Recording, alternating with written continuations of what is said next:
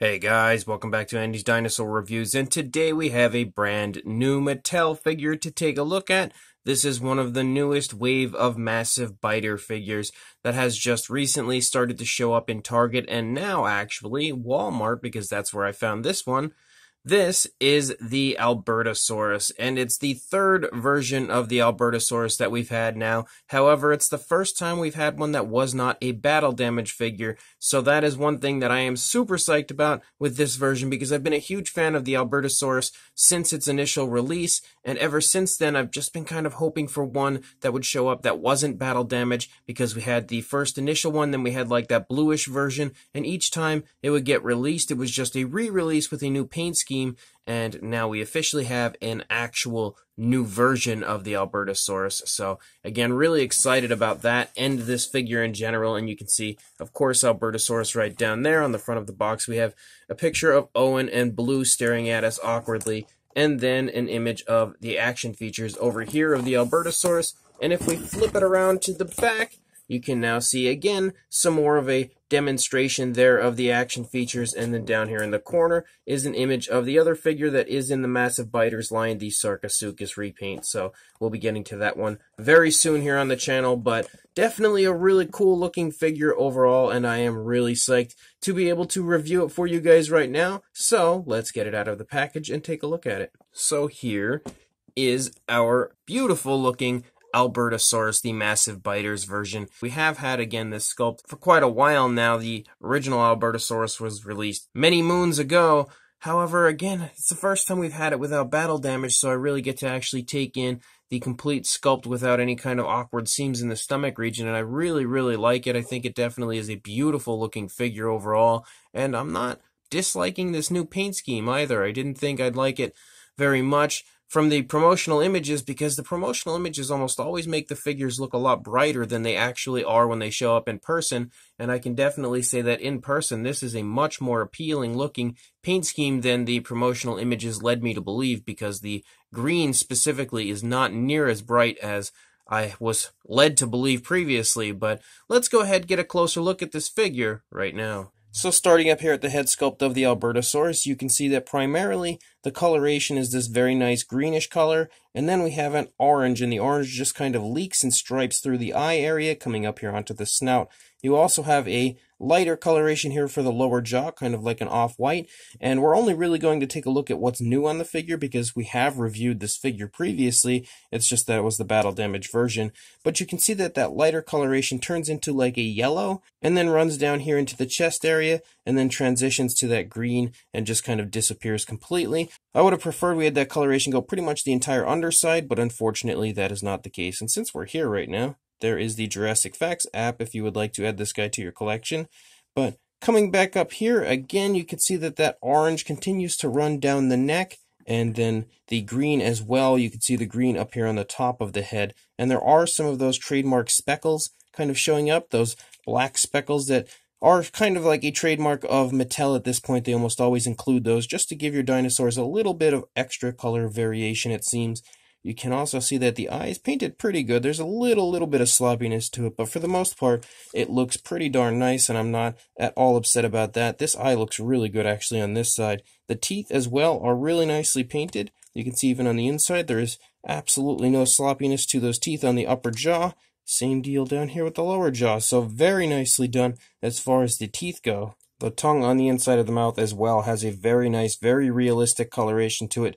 The tongue is beautifully textured, so it looks extremely realistic. Even the actual detail underneath the tongue there, you can see on the inside of the mouth on the lower jaw does have some really nice texturing to it. So Mattel really going the extra mile as far as that goes. And you can also see the upper side of the inside of the jaw as well sports some really nice detail, and that gloss coat in there is just phenomenal. It really makes the entire thing shine and glisten so realistically, giving it that beautiful saliva-like look in there. Even here on the skin flap there on the inside of the mouth, you can also see that. Looks great as far as both sculpt and paint, especially with that really nice gloss coat on it. And then again, moving down here into the body, you can see that primarily the body is pretty much all just one solid color of green, except for this orange that, again, stripes and spots and kind of just splotches everywhere throughout the body, and then it just stops dead right here at the hip region. Again, I think it looks cool, but as usual, I would prefer the paint to run out here onto the tail, which is something that you don't get really from Mattel very often. They do it from time to time, but not very often. But other than that, there's not really too much else going on paint-wise with the figure. If you really pay close attention, you can see that there's an ever so slightly different shade of green between the neck and here, as well as the arms and legs and then the body. Actually, it's only the lower part of the leg here is a slightly different shade of green than that, and I think that's mostly due to the kind of material used and the way the paint lays on it. Same deal with the end of the tail. Stops right here and transitions to an ever so slightly different green, so it kind of makes it appear as though there's almost some paint variation. However, it's not something that's very easy to pick up on unless you're in the correct light.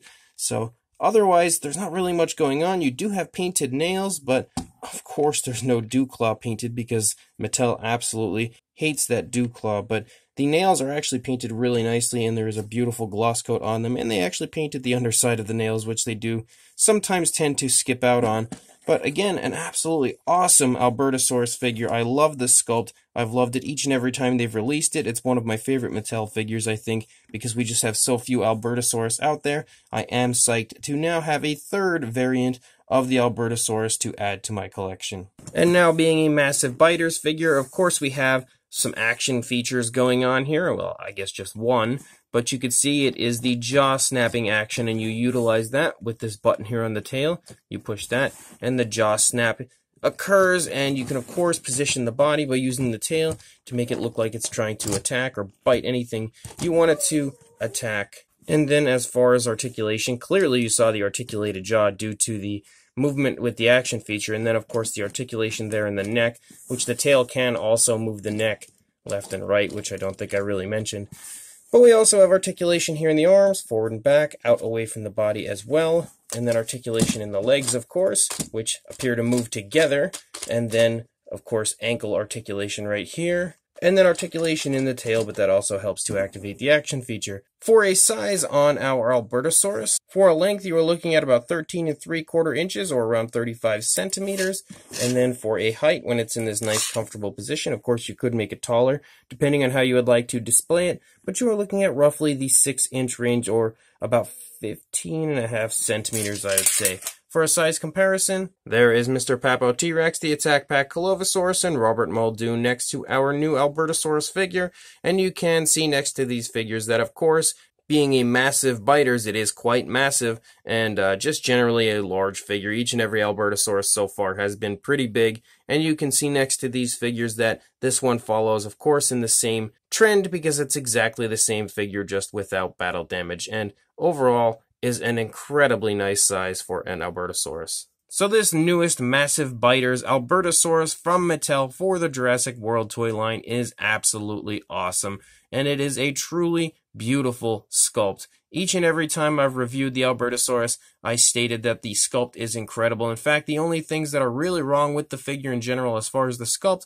would be the oversized feet and the tail being a little bit too short. That's the only really downsides that I can find to the figure. Every single time we've had it, we've always, of course, had those same issues because being the same sculpt reused, you're going to see those same issues on repeat. But it's not exactly a big issue. It's not a big deal. It's just, something to note, and it's a very, very slight downside, I will say. But other than that, I think the sculpt is fantastic. And of course, we now have new paint, and the paint is really nice, actually. Much nicer than I expected it to be. Again, when I had seen the initial promotional images of it, I wasn't a big fan of the paint scheme because it just looked bright and awkward, and the green that was displayed in the promotional images just did not look natural to me, and overall I wasn't a huge fan of the paint scheme. I thought it looked okay, but it wasn't something that I was really excited about. I was psyched about the new version of the Albertosaurus, but the actual paint scheme not so much. But here in person, I can definitely say that it is a really nice paint scheme. Overall, I mean, it's nothing amazing. It's not like it's the most detailed paint scheme Mattel has ever given us, because it's just really not. It's pretty much your standard Mattel paint scheme, but the way that they've applied the paint and the actual colors used, I think does look really nice and appealing on the figure, and something I could potentially see on a real living dinosaur. So that is definitely a plus, and something that I always look for when it comes to dinosaur figures and just prehistoric figures in general. Does it look like something that could potentially have been on the animal? Yes, I think it definitely does. So, as always, Mattel delivering yet another awesome figure. Really cool articulation, really cool action feature. Pretty much your standard Massive Biters action feature.